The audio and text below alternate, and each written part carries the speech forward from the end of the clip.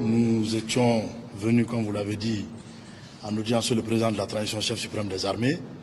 Nous sommes venus lui rendre compte de l'arrivée effective, donc de la présence physique parmi nous de deux de nos frères d'armes qui avaient été enlevés le 6 août dernier, à savoir le sergent-chef de police Abdraman Dambélé et le sergent de police Boubacar Dabo. Donc ils ont été enlevés à hauteur de Bamara Maoudé sur l'axe Tombouctou-Douanza. Par la grâce de Dieu et l'implication de l'ensemble des forces de défense et de sécurité, singulièrement l'implication des services de renseignement, ils ont été libérés hier, lundi 8 septembre. Donc nous sommes venus leur présenter physiquement au chef de l'État qui leur a prodigué des conseils et aussi pour dire que ça fait partie de notre vie. Quand on opte pour la vie militaire, on opte aussi pour certains risques.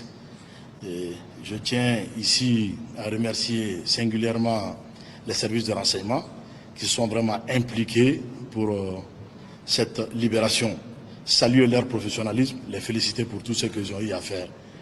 Et dire aussi qu'ils sont parmi nous aujourd'hui. Donc tout de suite, ils seront pris en compte par une équipe médicale, notamment des psychologues. Et ensuite, ils vont regagner leur famille. Donc nous saluons vraiment le dénouement heureux de cet enlèvement et dire que, encore une fois, les forces de défense et de sécurité, partout où nous sommes, nous allons lutter contre le terrorisme. Cela ne va pas nous décourager, cela ne va pas nous dérouter de notre mission régalienne de défense opérationnelle du territoire, de la protection des personnes et de leurs biens.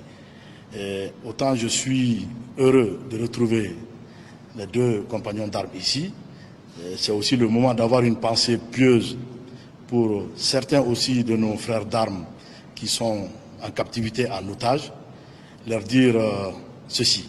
Nous sommes avec eux, ils ne sont pas seuls, ils ont notre message d'accompagnement et toutes les dispositions sont en train d'être prises pour qu'ils puissent eux aussi recouvrer la liberté et leur dignité.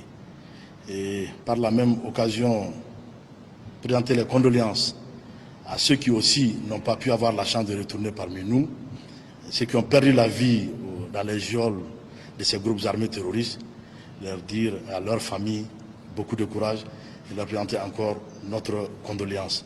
Et au nom du chef suprême des armées et de toute la hiérarchie militaire, encore une fois, féliciter tous ceux qui, de près ou de loin, se sont impliqués pour la libération de nos deux frères.